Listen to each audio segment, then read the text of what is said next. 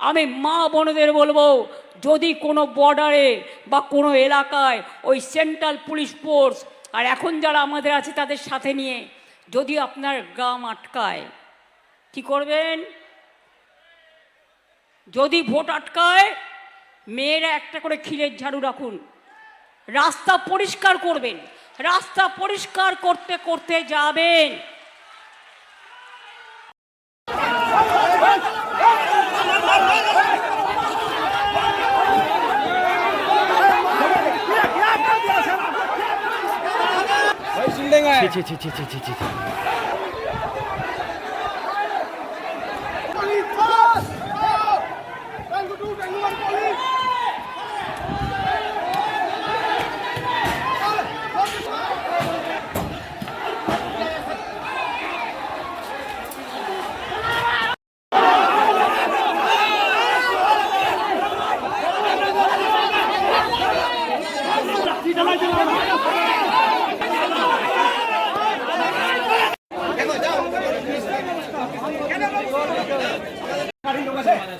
गाड़ी लोग है इधर, इसको बिठाओ, इसको बिठाओ, इसको बिठाओ। उधर बैठाइए दीजिए, उधर बैठाइए। नहीं चलेगा चलेगा। चल जाएगा। उठा के, उठा के, उठा के, उठा के। घूम जाओ। आराम से बैठ, आराम से। नीचे नीचे नीचे ऊपर नहीं, हाथ में कुछ नहीं है, हम तो जाने वाले। कोई बात नहीं, बैठे तो आराम से, ठंडा पानी आराम से, कोई बात नहीं। एक वैसा मत लीजिए सर।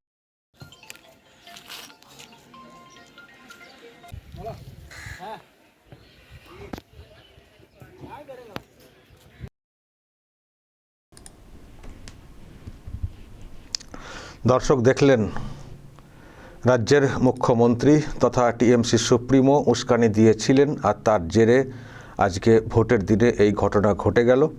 দুবরাজপুরে আজকে ওই সেই ভাইজানেরা লুঙ্গি পরে সব চলে এসেছিলেন, ইট পাটকেল ছুঁড়ে সেন্ট্রাল ফোর্সের দিকে আক্রমণ, এবং তাতে সেন্ট্রাল ফোর্সের জওয়ানরাও আক্রান্ত হয়েছেন। এবং দেখুন পুলিশেরা যারা ছিলেন তারাও রুখে দাঁড়ানোর চেষ্টা করেছেন, হাত থেকে পিস্তল বের করেছিলেন, তারপর হয়তো অনেক কষ্টে সেটাকে সামাল দেওয়া গেছে। আমি যেটা দেখছি যে এটা আরও একটা শীতলকুচি হতে পারত। আজকে যেভাবে অ্যাটাক করা হয়েছিল সেন্ট্রাল ফোর্সকে, এবং হাতে বন্দুক পিস্তল যেভাবে বের করে নিয়েছিলেন পুলিশ কর্মীরা যারা ওখানে ছিলেন, আরও একটা শীতলকুচির ঘটনা ঘটতে পারত। ওনারা হয়তো অনেকটাই সংযত ছিলেন, সেই কারণে বেঁচে গেছেন। কিন্তু দর্শক দেখুন শুধু এদিকে সেই বেপরোয়া মনোভাব। আমি দুটো বিষয়, একটা হচ্ছে উস্কানি, যেটা দিয়ে শুরু করলাম উস্কানি, আর একটা হচ্ছে উস্কানিতে পা দেওয়া। প্রথমত যিনি উস্কানি দিচ্ছেন তিনি কেমন, তিনি কি কেমন সেটা আমরা জেনে গেছি কি কেমন, আর উস্কানিতে যারা পা দিচ্ছেন তারা কে কেমন, এটা ভাবতে হবে কোন অংশটা উস্কানিতে পা দিচ্ছে।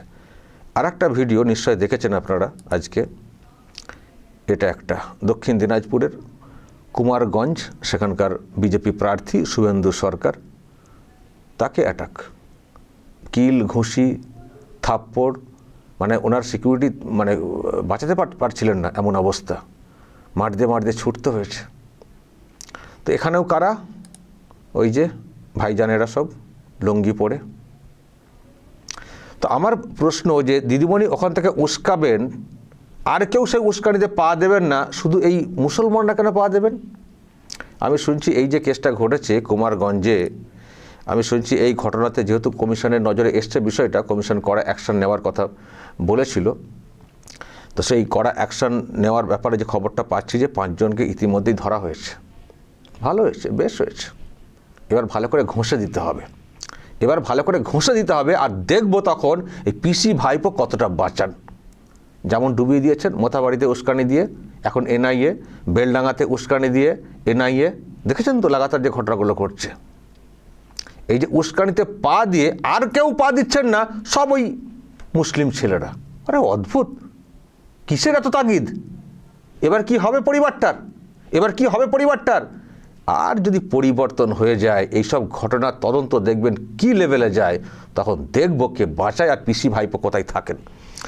আমি দর্শক এ নিয়ে একটু চর্চা করব। আমি পদ্মশ্রী মাসুম আক্তার সাহেবকে অনলাইনে নেওয়ার চেষ্টা করছি। ওয়েট, হ্যাঁ পেয়েছি। আক্তার সাহেব, আপনি তো মাঝে মধ্যে বলে থাকেন এই কথাটা, বা একটা স্লোগান টাইপের হয়ে গেছে কার্যত, মারছে মুসলমান মরছে মুসলমান এবং জেলও খাটবে মুসলমান। আপনি তো অনেকবার চেষ্টা করেছেন অ্যালার্ট করার জন্য, তবে হ্যাঁ অ্যালার্ট হয়তো একটা অংশ হয়েছে, কিন্তু সবটা তো হচ্ছে না। দিদিমণি উস্কাচ্ছেন আর ওনারা সেই রাস্তায় নেমে পড়ে আজকে যে কাণ্ডটা ঘটিয়েছেন, খুব লজ্জা লাগে যে আমরা এতবার বলি যে একটু অ্যালার্ট হন, সচেতন হন, সমস্যায় পড়লে আপনারা পড়বেন। আজকেও কি সেটা হলো? পুরোপুরি কি হলো? অন্য কোনো অংশের লোকেরা কি এই উস্কানিতে পা দিলেন? সেই দেখুন মুসলমানরা সব উস্কানিতে পা দিয়ে এবার কেস খেয়ে সব একেবারে অবস্থা জড়িয়ে জাপটা, মানে একেবারে জড়িয়ে গেল বিষয়টা। কি বলবেন এদের উদ্দেশ্যে, কি বলবেন? না, আমি 20 বছর ধরে টানা বলে আসছি এটা নিয়ে, 20 বছর ধরে টানা। আসলে লক্ষ্য আরো ভয়ঙ্কর ছিল, ডেড বডি পড়া। ডেড বডি মানে পড়েনি, ডেড বডি নিয়ে যে প্রোটেস্টটা করা দরকার ছিল সেটা থেকে বঞ্চিত হয়ে যাচ্ছে। মরেনি কেন মানুষ? হ্যাঁ, ইসলামপুরে সিপিএম কর্মীকে হত্যা করা হয়েছে এই কদিন আগে, ভোটের দিনে একটা মৃতদেহ নেই। বিস্ময়কর। এইটা সবচেয়ে আলোচ্য বিষয়, মরেনি কেন মানুষ? যেখানে ডোমকলে পঞ্চায়েত ইলেকশনে 1 বছরে 13 জন মারা গিয়েছিল, ভোটের দিনে 13 জন। এটা একটা ঐতিহাসিক ঘটনা ঘটলো। কিন্তু আমি প্রথমে হ্যাটসঅ্যাপ জানাচ্ছি কেন্দ্রীয় বাহিনীকে এবং নির্বাচন কমিশনকে, এটা কিন্তু সাফল্য। মানে দিদিমণি হয়তো দিদিমণি চেয়েছিলেন যে বাহিনী বা একটা গুলিটুলি করে দিক, লাস্ট টাস পড়ে গেলে সেগুলোকে নিয়ে রাজনীতি করতে সুবিধা হবে, মানে সেটা হলো না। এটা হয়তো ওনার কাছে খুব আক্ষেপের। হয়তো আমরা হয়তো বলছি যে কোনো লাশ পড়েনি, এটা খুব ভালো জিনিস, কিন্তু হয়তো ওনার কাছে এটা একটা বিরাট আক্ষেপের। এটা এটা এটা ব্যর্থতা, এটা আজকের দিনে সবচেয়ে বড় ব্যর্থতা বলা যায়। তো কেন্দ্রীয় বাহিনীও সজাগ আছে, তারা খুব ট্রেনিং প্রাপ্ত লোক বলে মনে হয়, তারা খুব টেকনিক্যালি এগুলোকে কন্ট্রোল করেছে। কিন্তু তারা নিজেরা কিন্তু আক্রান্ত হয়েছে। আমি দেখছিলাম একটা ছবি, পুরো গালের অংশটা, মানে নিজেদের ক্ষতি হয়েছে, কিন্তু সংযত তারা ছিলেন, হয়তো লাশটা ফেললেন না, এটা কোথাও মনে করি। কিন্তু আমার যেটা প্রশ্ন আক্তার সাহেব, যে আর তো কোনো অংশ উস্কানিতে পা দিচ্ছে না, সেই ঘুরিয়ে ফিরিয়ে মুসলমানরাই কেন এটাতে পা দিচ্ছেন কেন? দেখুন, গতকালকে আমি সোশ্যাল মিডিয়ায় একটা বক্তব্য রেখেছিলাম, দীর্ঘ বক্তব্য, যে প্রতি বছর রাজনীতি আসবে, সে ভোটের সময় হোক, ভোটের আগে হোক, পরে হোক, শুধু বেছে বেছে এই মুসলমানগুলি মরবে, দেখে যাবে। একটা প্রসঙ্গ উঠছে বারবার করে, বুঝতে হবে যারা ক্ষমতা আসতে চলেছে বলে অনেকে মনে করছে, বিজেপির কথা বলছি, তারা বলছে বাঙালি হিন্দুদের জন্য এটা শেষ ভোট, শেষ সময়। যদি বাঙালি হিন্দুরা এবারে পরাস্ত হয়, তাহলে কিন্তু এই পশ্চিমবঙ্গ বাঙালি হিন্দুদের জন্য নিরাপদ নয়, তারা সংখ্যালঘু হবে। শ্যামাপ্রসাদ মুখার্জির স্বপ্নের বঙ্গভূমি, যেটা বাঙালি হিন্দুদের জন্য তৈরি হয়েছে, সেখান থেকে তারা আবার উপস্থিত হবে। এই কথা বলছে কে, এটা বুঝতে হবে। এই কথা বলছে একটা দুর্বল জনজাতি, যারা শিক্ষায় শেষ হয়ে গেছে, চাকরিতে শেষ হয়ে গেছে, অর্থে শেষ হয়ে গেছে, ব্যবসা বাণিজ্যে শেষ হয়ে গেছে, ক্ষমতারও শেষ হয়ে গেছে, সংস্কৃতি শেষ হয়ে গেছে, সত্যি শেষ হয়ে গেছে, কিন্তু গুন্ডামি, মস্তানি, মাতব্বরি, খুন খারাপি তাতে এগিয়ে আছে। তাদের এই এগিয়ে থাকাটা, এই যে দেখে যাওয়াটা, যাতে শোষিত একটা জনসম্প্রদায়কে তোষিত বলা হচ্ছে, কি বললাম, একটা কমপ্লিটলি শোষিত জনসম্প্রদায়, ধর্মীয় সম্প্রদায়, তাদেরকে কি বলা হচ্ছে? তোষিত বলা হচ্ছে, তাদের গুন্ডামি, মস্তানি, নোংরামি, নষ্টামির জন্য। সেইটা পাখির চোখ দিদি বা দিদিদের এতদিন ছিল। এবারে যে ইলেকশনটা আজকে প্রথম দফার 152টা আসনে হলো, গোটা পশ্চিমবঙ্গ বুঝে গেছে, আমিও বুঝে গেছি, সম্ভবত আপনিও বুঝে গেছেন, যে ঘটি উল্টাতে চলেছে। হ্যাঁ, মাননীয় ওই দুধেল গাই, ওই যে হারমাত বাহিনী ততটা অ্যাক্টিভ হতে পারেনি, তাই লাশ পড়েনি, বিচ্ছিন্ন বিক্ষিপ্ত ভাবে চেষ্টা করেছে, পেরে উঠতে পারেনি। আমি পরিষ্কার করে বলছি, গত পরশুর কথা বলছি, গতকাল আমি দিদির মোটিভটা বলছি, মাননীয়ার মোটিভ। উনি আমডাঙ্গাতে একজনকে দাঁড় করিয়েছেন, পীরজাদাকে। সেই পীরজাদা নিজে বলছেন যে মাননীয়া যদি বলে, পীরজাদার নাম হচ্ছে কাসেম সিদ্দিকী, যে মাননীয়া যদি আমাকে নির্দেশ দেন আগুনে ঝাঁপ দিতে, আমি আগুনে ঝাঁপ দিয়ে মরতেও রাজি, অর্থাৎ কবরে না গিয়ে চিতার শ্মশানে পুড়তেও রাজি। একটা জনজাতির হাল বুঝতে গেলে এর চেয়ে বড় উদাহরণ হতে পারে না। আর ওই সভাতে উনি কি বললেন, মাননীয় কি বললেন, যে যারা হজ করতে যাচ্ছ, হজ যাত্রা করতে যাচ্ছ, খুব ইন্টারেস্টিং পয়েন্ট কিন্তু এটা, একটা জাতির বোঝার জন্য বলছি, যারা হজ যাত্রা করতে যাচ্ছ তারা এখন হজে যাবেন না, আগে ভোট দিন তারপরে হজে যাবেন। অর্থাৎ হজ যাওয়াটা একটা দীর্ঘসূত্রী ব্যাপার, তাকে পাসপোর্ট করতে হবে, কাগজ তৈরি করতে হবে, পারমিশন পেতে হবে, হোটেল ঠিক করতে হবে, এজেন্সি সাথে গেলে এজেন্সি সাথে ঠিক করতে হবে, 1.5 মাস 2 মাস তাদের থাকতে হয়। নিজের ইচ্ছা মতো তো নিজের ইচ্ছা মতো শিডিউল তো করাও যায় না। আর হজের একটা নির্দিষ্ট সময় আছে, ও সেই দুর্গাপূজার মতো, সেই দুর্গাপূজার মতো যেমন ফিতে কেটে দেন না, আগে পিতৃপক্ষে উনি হয়ে যান, যখন খুশি হজে পাঠিয়ে দেবো নাকি। সময় সূচি প্রকরণ প্রথা এই অনেক কিছু আছে, কিন্তু দিদি কি ডিক্লারেশনটা দিলেন, কি আলটিমেটামটা দিলেন, কি ফতোয়াটা দিলেন, ভয়ঙ্কর ফতোয়া। হাজিদেরকে বলছে আপনারা আগে ভোট দিন তারপর হজে যান, তাতে হজে যাওয়া হোক আর না হোক। যদি আপনি কথা না শোনেন তাহলে আপনাদেরকে এনআরসি করে ভারত থেকে বের করে দেওয়া হবে, আমি তখন বাঁচাতে যাব না। অর্থাৎ এনআরসি হলে দিদি বাঁচাতে পারেন।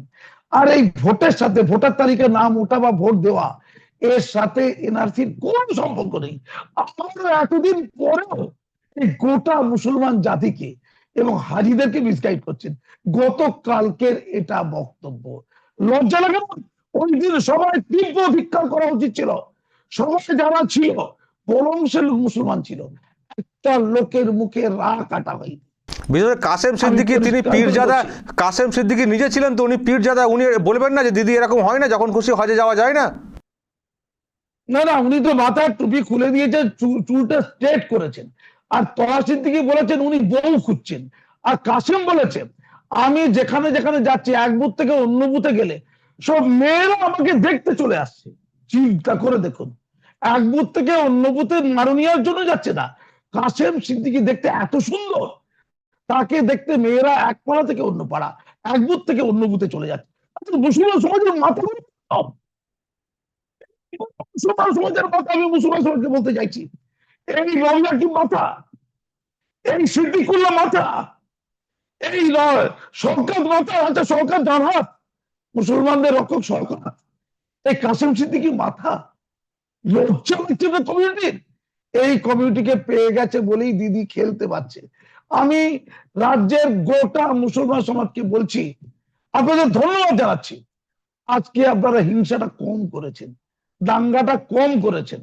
শফিকুল ইসলাম যেটা বলছে যে বিচ্ছিন্ন বিক্ষিপ্ত ঘটনা, ওটা মুসলমানরাই করেছে। আরে বাবা, সেখানে মুসলমানরা কেউ একটু মারপিট করবে না? বহুত নাইনসাফি আছে, একটু তো করবে। এতদিনের অভ্যাস, প্রচুর লাশ ফেলে অভ্যাস, মানে লাশ ফেলতেই তো অভ্যস্ত।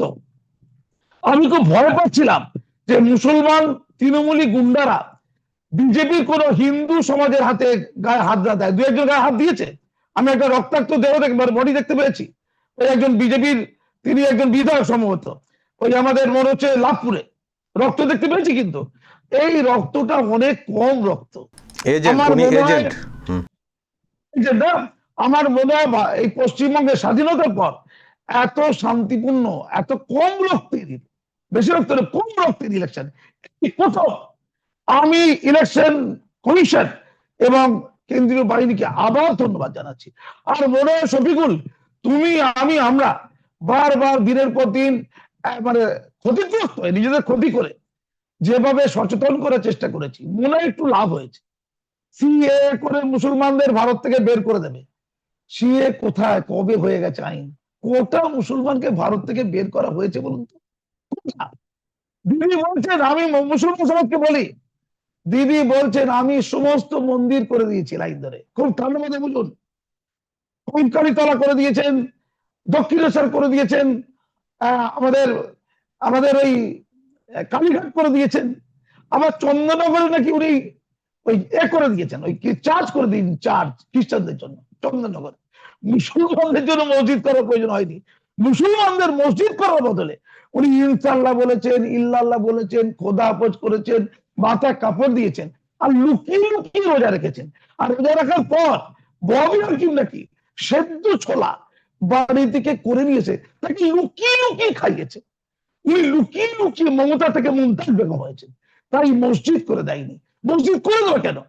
তোমাদের জন্য রোজা রেখেছে, মসজিদ করে দেবে? কি হারে একটা জাতিকে নিয়ে খেলাধুলো! তো এদের কি হাল মজা হবে, এই যে যারা মস্করা আজকে এই কাণ্ডগুলো ঘটালেন এবং ইতিমধ্যেই তো এফআইআর ইত্যাদি হয়েছে, কি হালটা হবে এবার? আমি পরিষ্কার বলে দিচ্ছি, শামসেরগঞ্জে যাদেরকে হত্যা করা হয়েছিল, সেই হরগোবিন্দ চন্দন দাস, 100 বছর ধরে হিন্দু সমাজ এটা মনে রাখবে। 100 বছর দেখছেন না তার মাকে নিয়ে গোটা রাজ্যে মানুষ চোখে জল ফেলছে। আর ইসলামপুরে সিপিএম কর্মী যে মারা গেল তৃণমূলের হাতে, তাকে কেউ পুছেও দেখছে না। ওই শামসেরগঞ্জে যারা পাথর ছুঁড়ে মেরেছিল, তারা অনেকে কিশোর ছেলে ছিল, তাদের বিভ্রান্ত করা হয়েছিল, তারা কয়েকশো এখনো জেলের ভেতর ঢুকে আছে, ওই মোটামুটিও ঢুকে আছে, ওই আমাদের বসিরহাটও ঢুকে আছে, ওই আমাদের কালিয়াগঞ্জও ঢুকে আছে। তাদের জামিন করাবার কোনো লোক নেই। উল্টে মাননীয় মোফাক্কারুল ইসলামকে সিআইডি দিয়ে বলেছিল এ নাকি নাম্বার 1 দুষ্কৃতী। আমার সিআইডি তাকে জেলে ঢুকিয়ে দিয়ে তার জামিন হয়ে গেছে। আর নিজেরা দিব্যি ঘুরে, আর পিসি ভাইপো সবাই এদিকে জেলবন্দি, পিসি ভাইপো দিব্যি ঘুরে বেড়াচ্ছেন। আমি পরিষ্কার বলছি, আপনারা যারা মস্তানি করছেন, এই মমতা সরকার থাকবে কিনা ঘোরতর সন্দেহ। আজকের যে নির্বাচন হয়েছে তাতে বিজেপি পায়, মুর্শিদাবাদ থেকে পায় তৃণমূল 0। আমার যদি অ্যানালিসিস ভুল না হয়, সেখানে কংগ্রেস পাবে, অর্থাৎ আমি মুর্শিদাবাদের কথা বলছি, কংগ্রেস এবং বিজেপির মধ্যে গোটা আসন ভাগ হয়ে গেছে। একটা হয়তো মিম্বা এর যে ইউপি পেতে পারে, কংগ্রেস এবং বিজেপি, সেখানে কোথাও তৃণমূল নেই। মালদাতেও কোথাও তৃণমূল থাকবে না।